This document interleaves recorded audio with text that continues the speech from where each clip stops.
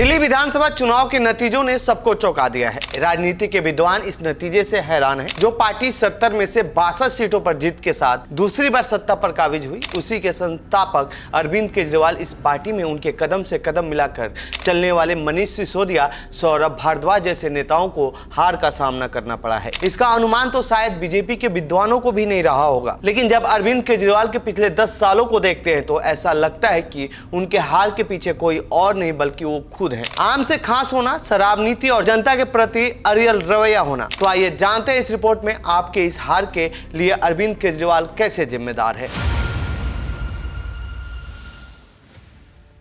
अरविंद केजरीवाल की पार्टी आम आदमी का जन्म आंदोलन से हुआ था। वो आंदोलन जो भ्रष्टाचार के खिलाफ था, जो आम आदमी की हक की बात करने के लिए था, जो आम आदमी के सम्मान के लिए था, जो खास से आम आदमी होने का वादा किया था। आम आदमी पार्टी बनने का मकसद भी राजनीति में रहकर इन सभी चीजों के लिए लड़ने की बात की थी, तभी तो इसका नाम आम आदमी पार्टी रखा गया था। अरविंद केजरीवाल राजनीति में अपनी छवि भी ऐसे ही बनाई।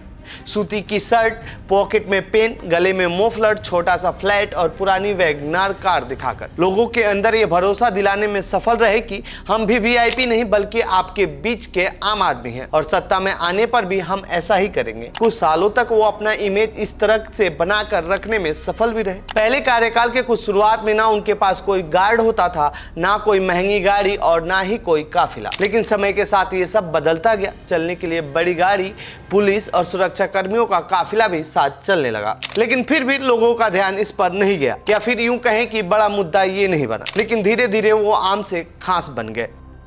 शराब घोटाला।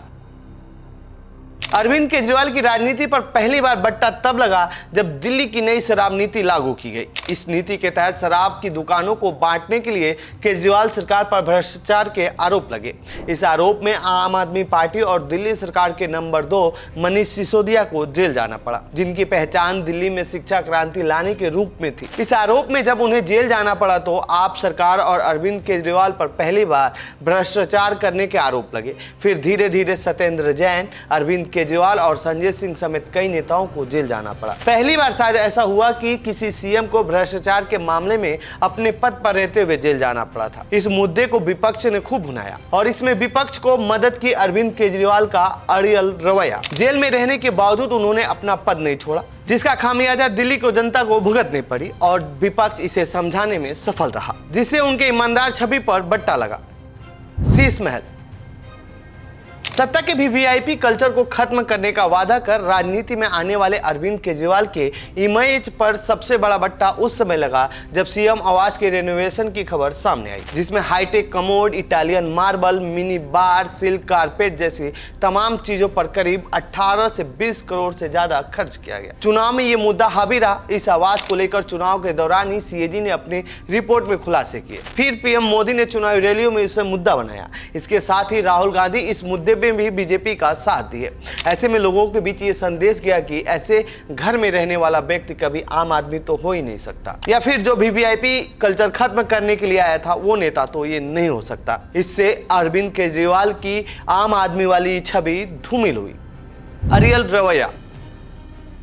अरविंद केजरीवाल जब पूरी तरह से राजनीति में एंट्री कर रहे थे तब राजनीतिक पार्टियों के अंदर कई विचार वालों नेताओं की कमी थी। इसे यूं कहें कि सभी राजनीतिक पार्टियां एक ही परिवार के इर्द गिर्द घूम रही थी, जो कि अब भी है। जैसे कांग्रेस को गांधी परिवार कंट्रोल करता है, सपा को मुलायम सिंह यादव का परिवार और बीजेपी को इस समय पीएम मोदी और अमित शाह कंट्रोल करते हैं। लेकिन इन सब के बीच आप राजनीति में आई थी जिसके अंदर कई विचार वाले नेता थे, जो जरूरत पड़ने पर खुलकर जनता के लिए पार्टी के खिलाफ बोलने का मादा रखते थे। लेकिन केजरीवाल को सीएम बनने के बाद ये पसंद नहीं आ रहा था। फिर धीरे धीरे इन नेताओं को दरकिनार करना शुरू कर दिया। इसमें कुमार विश्वास, योगेंद्र यादव, आशुतोष जैसे कई लोग शामिल थे। इन लोगों के पार्टी छोड़ने से ये जनता में संदेश जाने लगा कि अब केजरीवाल भी हाई कमांड वाली पॉलिटिक्स कर रहे हैं।